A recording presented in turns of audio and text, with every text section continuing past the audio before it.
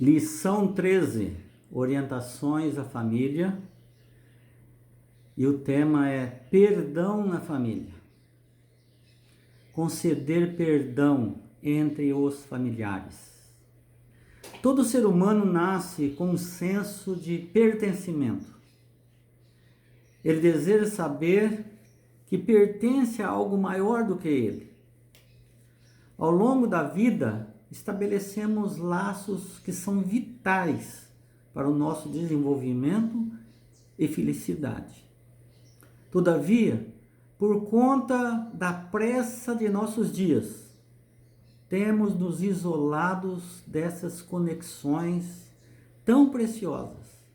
E o resultado é que vivemos em uma sociedade cada vez mais desequilibrada, distante, arredia. Os consultórios psicológicos estão cheios de pessoas que não conseguiram se ajustar em seus relacionamentos. Quando o ideal para a família é alcançado, ela assume um papel restaurador das correrias, das pressões. O que Jesus disse sobre o perdão entre os irmãos? Mateus 18, 22. Devo perdoar meu irmão até 7 vezes, se ele me aborrece? Jesus diz, não te digo até 7 vezes, mas até 70 vezes 7. A resposta de Jesus indica que a mente e o coração devem estar sempre abertos. As falhas poderão surgir de um lado ou do outro. Erros poderão acontecer de um lado ou de outro, mas deve-se estar sempre pronto a perdoar e ver que se está melhor com sua família do que sem ela. Sempre é melhor estar com a família do que não perdoar, estar com raiva, com a cara virada, com adrenalina, com ódio e sem senso de pertencimento, que é natural em nós. Resultado: doenças psicológicas. Quando o filho pródigo ficou sem dinheiro, o que ele fez? Veja que ele tinha desrespeitado seu pai, toda a sua família, pegou a parte dele que nem ainda, o pai nem tinha morrido, ele pegou a herança, foi lá e gastou tudo com os colegas, com os amigos, com as mulheres. Chegou a fome lá, ele perdeu as mulheres, perdeu os amigos, perdeu o dinheiro, perdeu tudo. E agora ele caiu em si e se lembrou de sua casa. Que na sua casa não faltava nada. Comida, amor, carinho. Até os empregados eram melhor tratados do jeito que ele estava vivendo lá, tentando comer bolotas de porco. Então ele disse, está em São Lucas 15, 18 a 20. Levantar-me-ei e irei ter com meu pai. E lhe direi, pai, pequei contra o céu e contra ti. Não sou digno de ser teu filho. Trata-me como um dos seus empregados. E voltou. Quando ele vinha de longe, ele ainda lá longe, quando seu pai o avistou e correu até ele, abraçou, beijou, do jeito que ele estava, e o aceitou e o perdoou. E o filho diz, trata-me como um dos seus empregados, eu não sou mais digno. Ele, não, senhor, você estava morto e reviveu. Eu vou fazer uma festa, porque você é meu filho e sempre será meu filho. é da nossa família. Você errou sim, mas quem não erra? O que podemos fazer para ter uma família que ofereça apoio aos seus membros? Mateus 7, de 3 a 5. Como você está criticando seu irmão, tendo também falhas a serem corrigidas? Corrija-se e depois ajude seu irmão a se corrigir. Antes de criticar o outro, sonda o seu próprio coração, sonda o seu jeito, os seus defeitos. Você tem defeito também. Não vai justificar o defeito do outro. Mas tem gente que é tão crítica que só vê os defeitos das outras pessoas. Acha que são perfeitas. E não são. Mateus 5, 23 e 24. Quando você for ofertar e lembrar que tem um problema com algum dos seus irmãos, deixe a sua oferta e vá se reconciliar com teu irmão. Depois volta e entrega a sua oferta, e ela será recebida por Deus. Não agir por mero formalismo para que os outros pensem que você é bom. Antes, ter real interesse em cultivar um bom relacionamento. Mateus 15, 5. Não negue ajuda aos teus, em detrimento a outras pessoas, dizendo: não posso ajudar meus pais, porque eu preciso ajudar a igreja. Ocupar-se em atender aos seus, segundo suas possibilidades, de acordo com as necessidades de cada um. Não se esqueça dos seus pais. A vida sem amor não tem valor. 1 Coríntios 13, 3. Se não tiver amor, nada do que eu fizer serve. Mateus 7, 12. Aquilo que você quer que os outros te façam, fazeis a eles primeiro. Procure desenvolver um lar em que cada um tenha uma atitude de serviço desinteressado ao outro. Não faça alguma coisa, agora você está me devendo alguma coisa, porque eu te fiz isso, agora você vai ter que fazer aquilo outro. Isso não está certo. É um negócio, uma empresa, virou uma empresa. Tudo é vendido. Deus deixou uma família para que encontrássemos apoio em todos os momentos. Sua família não está sozinha. Efésios 2,19. Sois da família de Deus agora. Você tem uma família, Deus, e Deus perdoa. Não interessa o seu pecado, a sua ofensa, Deus te perdoa. Não há nada que você possa fazer para separar Deus de você. É desse jeito que a sua família deve ser. Toda família tem problemas. Não adianta pensar que você está na família errada. Você está na família que deveria estar. Você deve se adequar a ela. São João 13,35. Qual deve ser a principal característica do discípulo de Cristo? Nisto conhecerão que sois meus discípulos, se tiverdes amor um para com os outros. Em que deve se ocupar cada membro da família de Deus? Efésios 4, 15 e 16.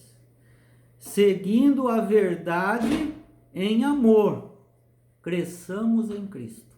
Todos têm que crescer em Cristo. A família tem que se preocupar em que todos precisam crescer. Alguns são mais imaturos do que outros. É normal isso. Peçamos paciência para Deus, para ajudar os membros da nossa família.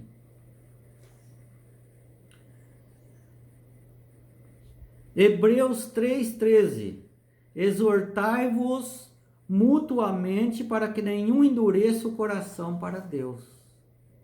Exortar, não criticar, não fazer juízo daquelas pessoas, mas exortar com amor, aconselhar. 1 Coríntios 12, de 8 a 11, o que o Espírito Santo oferece para esta família, para a nossa família, para que servamos uns aos outros. O Espírito Santo distribui dons diferentes a cada pessoa. A cada membro da família existe um dom, assim como na igreja. Não é todo mundo que vai ter todos os dons, ou o mesmo dom. Ninguém é obrigado a ter um dom que o Espírito Santo não deu. Então, a uns, o Espírito Santo escolhe para dar sabedoria. Por isso que são aqueles que aconselham. O outro, conhecimento, tem facilidade para conhecer profecias e tudo mais. O outro, fé. Todos têm fé, mas alguns têm o dom da fé acima do outro, dos demais. Abraão não foi o pai da fé? Ou seja, a expressão de fé dele é maior do que a dos outros. Dons de curar. Tem pessoas que têm facilidade para curar doenças e tal, então vai fazer medicina e tudo mais. Outros não. Outros podem ver sangue na frente. Operação de milagres. Tem alguns que têm dom da oração. Ora, todos oram e Deus atende, mas tem alguns especiais que têm o dom especial da oração, que junta a fé, o amor e tudo mais. E quando essa pessoa ora, normalmente Deus atende com verdadeiros milagres. Profecia. Alguns Deus dá o dom da profecia. A profecia bíblica. Para entender o tempo em que nós estamos vivendo. Variedade de idiomas, de línguas. Alguns têm facilidade. Outros não adianta. Você vai tentar aprender e não vai conseguir. Você não tem o dom de línguas. O dom para falar outros idiomas. Não fala nem o português direito, vai aprender outro idioma, não consegue. Pessoas cultas, muitas vezes não têm condição, ele não tem o dom para aprender outros idiomas. E alguns para interpretar esses idiomas. Tem uns que falam até bem, mas quando é para traduzir simultaneamente, não são todos. Você vê que alguns estão lá, a pessoa fazendo uma palestra em inglês, ele está simultaneamente, ele está interpretando. Não é fácil, tem que ter o dom, não é qualquer um. E é o Espírito Santo que dá esses dons. Os dons são diversos e o Espírito Santo o mesmo. E o Espírito Santo escolhe os dons que dará a cada um conforme ele quer. Não adianta orar. Ah, Senhor, eu queria cantar. Se desafina até para falar. O Espírito Santo não deu esse dom para você. Apocalipse 12:17. Que dom deveria haver na igreja no final dos tempos? O dragão foi pelejar com o remanescente, que tem o testemunho de Jesus, que é o espírito de profecia. Então a igreja tem que ter o espírito de profecia. Em face à separação do mundo, que o mundo experimentou de Deus, Deus enviaria profetas para levar novamente as pessoas para a sua palavra, a Bíblia. Então, para que serve o profeta? Não é para adivinhar se eu estou com dor de barriga, o outro está com dor de cabeça, o outro vai ganhar na loteria, o outro vai... Não é para isso que é espírito de profecia. O profeta sempre falou o que Deus mandou ele falar em relação à salvação da pessoa. Olha, em relação à sua salvação, cuidado com isso, esse é o caminho que você tem que andar, aquilo está errado. O Senhor deseja que estudeis a Bíblia. É a Bíblia que manda a gente fazer as coisas. Não é a liderança da igreja. Deus não deu alguma luz adicional para tomar o lugar de sua palavra.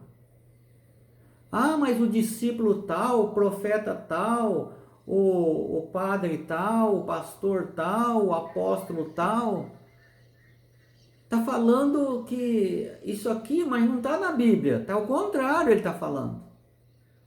Deus não deu isso para você contrariar a Bíblia. Tem que falar conforme a luz que Deus deu. Interpretar certinho, dentro do texto, do contexto, da época, da aplicação. Então, esta luz do Espírito de Profecia deve conduzir as mentes confusas para a palavra de Deus, a qual, se for comida e assimilada, é como sangue que dá vida à alma. Então serão vistas boas obras como luz brilhando nas trevas. Então, se a família entender que não são todos iguais, não precisa ter inveja, ciúme de um do outro. Cada um tem seu dom.